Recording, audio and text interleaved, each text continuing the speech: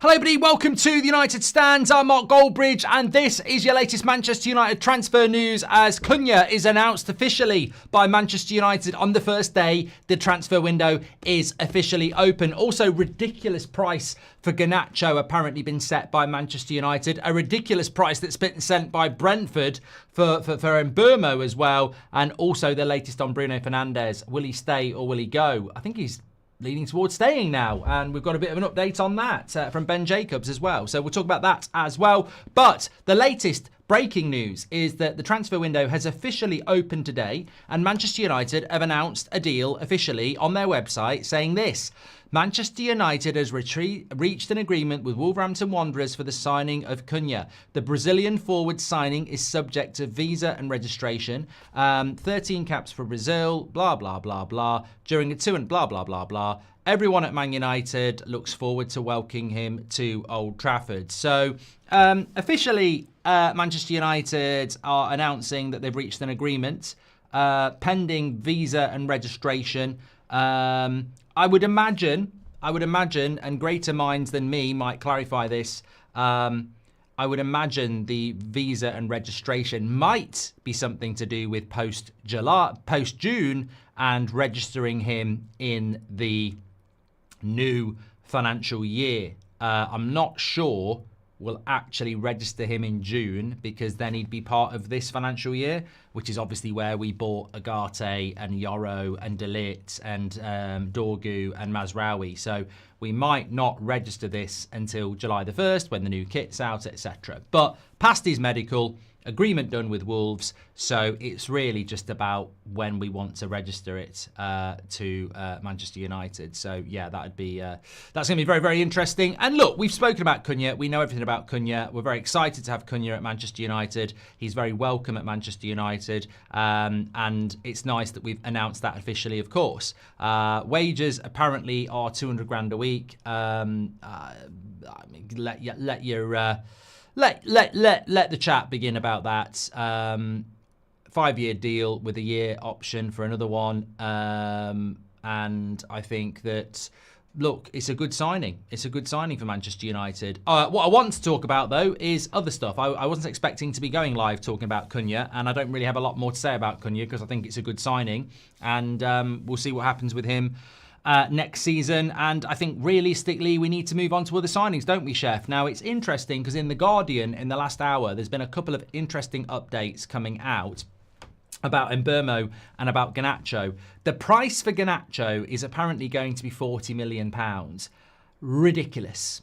Only Man United can take a player that a year ago was being touted as a superstar, who you would think that if somebody'd come in and offered, if somebody really wanted to buy Ganacho a year ago and they'd walked into Carrington and said, we want to buy him, we would have started the bidding at 60 million, maybe more, because we wouldn't have wanted to sell and he was a prospect. A year later, still only 40 million quid. Only United could knock 30% off a 20-year-old salary value in a year. And some people might say, yeah, but Mark, he's not actually worth 60 million. But what I'm saying is, a year ago, there's no way we would have sold him for 40 million. And I'm not saying we shouldn't sell him, but it just shows you how crap we are at selling players and how devalued this player has become by the way that we've handled the situation. I said this a couple of weeks ago. I think we're going to really struggle to get anywhere near 45, let alone 50. So we probably would have got more. The stupid thing is, we'd have got more for him in January. We would have got more for him in January, I think. So I think what we've got to do, and there's a real bargain there for somebody to get a £40 million, 20-year-old who's got a lot of experience in the Premier League. He has got a lot of experience in the Premier League. I think what we're going to have to do is I'm not selling him to a Premier League club, by the way. Chelsea apparently are sniffing around. I'm not selling him to a Premier League club for £40 million. You sell him to Napoli, you stick sell-on clause on it, add-ons on it, and you try and make another 20, 30 by, the fact that he gets sold on somewhere else in 2 or 3 years' time, or certain things happen with Napoli. So I think I would go I think if we're only going to get 40, you've got to get add-ons in it, haven't you? I'm genuinely not surprised by it. There's a lot of people in the chat saying if that's the best we can get, it's still pure profit.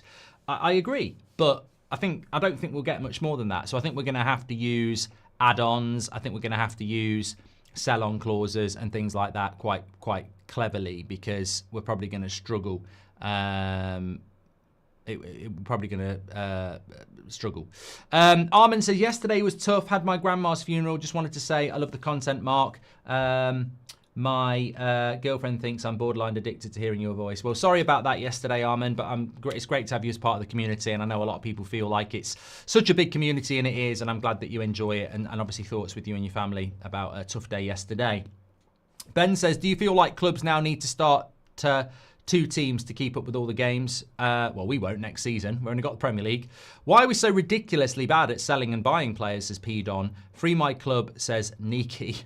If Cunha wants the 10 shirt, will we wait till Rashford leaves to show him holding it up? There could be something in that, Marty. Could be something in that. Chef Cardo, thank you very much for joining the members club. The second story in The Guardian is that Brentford are going to have a fight. Not literally, but they're going to fight to hold on to Emurmo. Big player for them, of course. They lost Ivan Toney last year. They've had a good season. Probably won't want to lose Emurmo, who is open to leaving them. He has got a contract up until next year, but there's an option for another year. So he's still got 2 years on his contract, really. Some people have reported that Emurmo's only got 1 year left on his contract. He's actually got 2. Newcastle interested. Man United apparently interested. The Guardian are saying that Brentford are just going to set the price at 60 million. And if people take a sniff, they take a sniff. It's mad, isn't it, how actually I felt quite guilty about this, because I read the story and I thought, I'll bring this into the 2 o'clock show. We've been talking about Emurmo for £50 million. Who set that price? I've spoken about it. You've spoken about it. The media have spoken about it. Who set this price of 50 million quid? Like, I mean, it doesn't even make any sense. He's got 2 years left on his contract. He's Premier League proven. He's in his mid-20s. He's scored a massive amount of goals for Brentford. Why would Brentford just go, yeah, 50 million, 45? You know, they're absolutely right to set that price at 60. I just don't know why anybody said it was 50. It's a lot of money. It's a lot of money to spend 60 on Cunha and 60 on Emurmo before you've even got a striker. I don't think we're in for Emurmo. I really don't. I think I know lots of people are talking about it, but for me, it just feels like we will be linked to players we're not in for. Semenyo, we're not in for him, but we've been linked to him. They're just convenient players to link us to. Now, that doesn't mean we won't sign Emurmo. It doesn't mean that we won't sign Semenyo. But what I'm saying is we've had a lot, you know, a month ago, we're in deep talks with Semenyo at Bournemouth. We weren't. We're not. We might be at some point. We might move towards that target, but we're not at the moment. And I feel with Emurmo, there's a lot of noise around it, but I don't actually think we're in for him. Not at that price, because I think, well, if Bruno goes, maybe. But we haven't got 60 million quid. We haven't even got 20 million instalments to go and buy a player like that who may or may not suit our system when you need a striker. So I think that the price is fair for Brentford, but unless Bruno goes, I just don't see us moving for Emurmo at all. I think he suits Newcastle like a glove, to be honest with you. Talking about Bruno Fernandez, some interesting stuff coming out in the last hour or so in relation to Bruno Fernandez, Ben Jacobs, who was on the show on Friday. So basically what they're saying is that obviously Bruno Fernandez is open to this because he's spoken about it. I think we can say that officially. Bruno is open to this move because he could have shut it down at any point over the last 3 weeks. Man United can't negotiate with Al-Hilal until Bruno Fernandez agrees to join them. So Man United's involvement is somewhat limited at the moment because they can't actually do anything until Al-Hilal have done the deal with Bruno, if they do the deal with Bruno. And what's come out in today from Ben Jacobs is that effectively there's a bit of a family issue now. Bruno is negotiating the deal, but his family are now not so sure about moving to Saudi. So there needs to be some clarity on this. There needs to be some clarity very quickly. I'm leaning towards the fact that he's going to stay, but the damage this has done, I think, is going to cause an issue. I mean, not a major issue. I think it'll piss people off for a few weeks. Pre-season will happen. We'll be in the States. We'll have new signings. There'll be a buzz around the team. And if we start the season off well, I don't think people will really remember this. But if things start going badly, people are going to look at this and go, we could have rebuilt our team. We could have rebuilt our team and had a proper rebuild, which many of us have wanted for a long time. And Bruno thought about it. You know, it wasn't like he was loyal. He thought about it and then decided against it because it wasn't quite right for him. So I think that he will stay, but it could have ramifications later on down the line. As I say, I think a lot of United fans have dealt with this now. I think they've worked through the process. I think it was a shock. And then I think it was a no. And then I think we lost the Europa League final. And then I think we missed out on players. And we suddenly went, you know what? We're in big trouble. We need a rebuild. And this would give us 3 or 4 players that we won't get.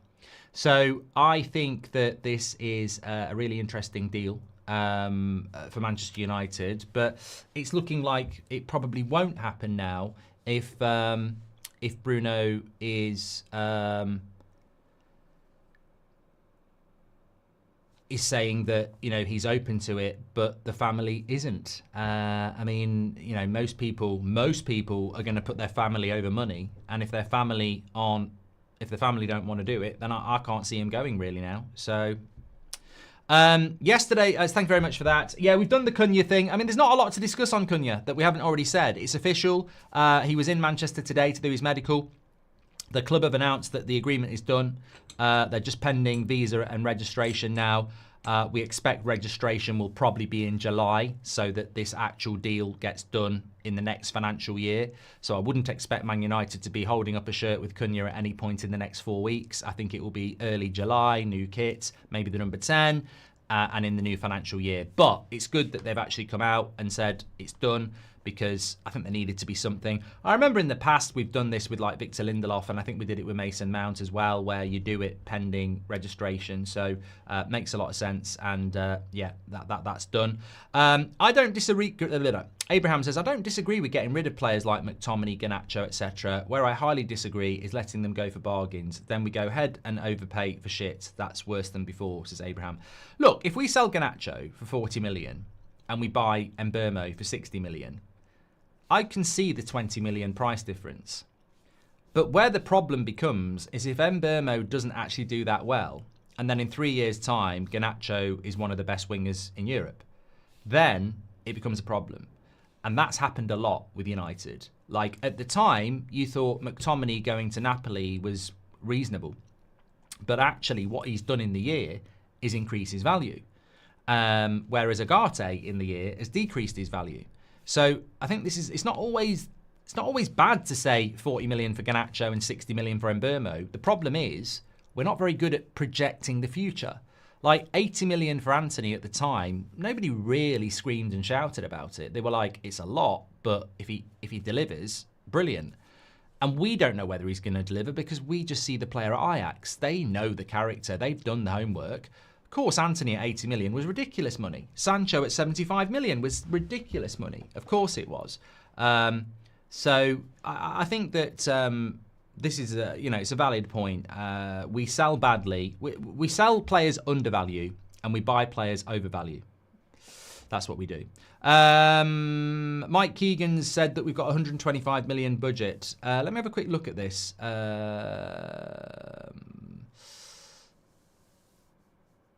Ben Jacobs says Bruno family still needs some convincing about a move to Al-Hilal. Where am I looking for this 150 million budget? Is there any aggregator that's put it out there that I can actually read a direct quote about it? Brentford, I've read that there. Come on, aggregators. I know it's a Sunday, but you're normally all over this stuff. I can't see where this is. I know Mike Keegan put something out about Cunha. Can anybody tell me? Look, I'm flying blind here. Can anybody tell me what this budget relates to? Because I don't know how Manchester United can have 125 million. Here we go. Manchester United's budget. United Truthful. I've got to shout out United Truthful here. UTD Truthful on X.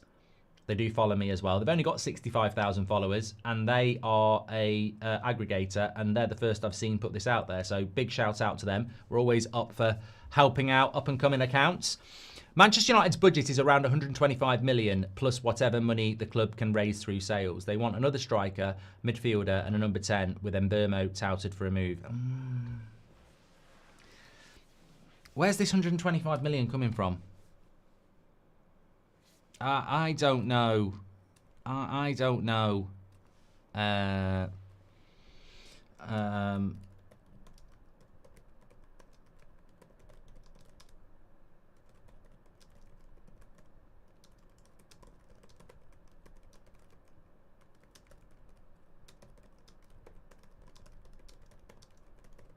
just messaging somebody here. I don't know about that. I don't know. It doesn't make any sense. If you know anything about Man United's accounts, if you know anything about the debts, if you know anything about what we're going to lose next season, and 125 million before sales, it makes no sense. That makes I don't even know where you. I'm not an amazing football financial expert, but you look at United's books. That doesn't make any sense. We owe 300 million in transfers. We've got to pay 90 million this summer. So that means we've got 210 million, because we've got factually got to pay 90 million on transfers like Rasmus, Onana, Mount this summer, and we've got another 125 million. So basically, we've got 200 million without sales. Come on, I'd love it to be true, but I don't know. I don't think that that's true, mate. I really, really don't. I'd like it to be true, but no, I don't think it is. I think we need to sell to buy. I think that's been a very obvious thing for a long time, and I also think that those sort of stories. I like Mike Keegan, I really, really do, but yeah, I'm not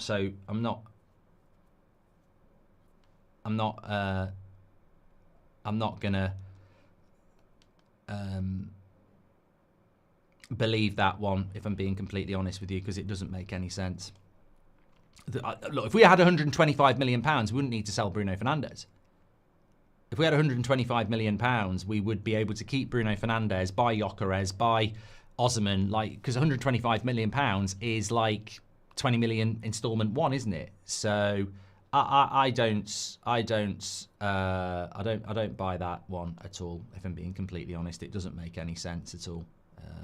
I think you've got to get, as I say, look, we've got to sell to buy. I think Bruno Fernandez gives us that huge option to do that without a shadow of a doubt. Can you name a single season since 2009 when we entered August with a strong 25-man squad? Never given any managers the tools. We know how it ends, says Avi. Bishnu, have you played the game, Mark, says Nikri. Try Onana as a striker and Rasmus as keeper next year. Enchanted Angel. Any truth in Rasmus and Victor Osimhen swap? Absolutely none, Henny. You've got to be very careful about some stories being total nonsense as well. Jacob says, I love Cunha, but we overpaid a little bit. I don't disagree with getting rid of players like McTominay. I've done that one from Abraham. If Bruno stays, does Cobby go? I don't know, Mar. If Chelsea get Kelleher and Gyökeres, do you think they will fight for the title next season, says Ross? I don't know. No, I don't think so. I don't think Chelsea are ready to fight for a title. I still think Chelsea have got problems ahead. I mean, they're a better run club than us, but I don't think they're near the title. Barring a striker, 10 and a goalkeeper, what are 3-4 signings that you believe to be crucial, with names if possible? We've basically just taken the positions that I would give you players in. I think Ganacho is possible at centre-back. Midfield, I don't know. Have you seen this story, by the way? Crossley, devastated we haven't gone for Fleckin at 10 million euro. Robbie Robotic says, Mark Goldbridge, you're awesome. Will United get better one day? And by the way, I just got a notification about Man United £62.5 million Wolves player. We've done that, yeah. Everyone knows we want to sell Ganacho and we came 15th. We can't expect more than 40, says Nicholas. Completely agree. Ten Hag is buying Flecken, a ball-playing goalkeeper. Glazers are roaches. They will survive anything. Free my club, says Niki. You know what makes me laugh, right? What really, really does make me laugh? Bruno, obviously not Bruno, doesn't make me laugh. What really makes me laugh is that Erik ten Hag, who I backed and didn't want to see him sacked, I wanted him to do well. Erik ten Hag let David De Gea go for free. Let him walk out the club for free. Yeah? He then buys Onana for 50 million quid. One of the worst goalkeepers we've ever had. He then gets the Leverkusen job, and the first thing he does is bring a goalkeeper in. But it's not Onana. There's not even an offer for Onana. It's Brentford's bloody goalkeeper. And you look at it and you go, even Ten Hag knows Onana's a fucking flop, and he bought him. It's hilarious. It's hilarious. I mean, look, I saw it this morning. I was laughing my head off. Ten Hag's first signing at Leverkusen is a goalkeeper. Doesn't even pick up the phone for fucking Onana. We'd have given him Onana for fucking 25 million, half price. Nah. Forget it. I don't want him. Yeah.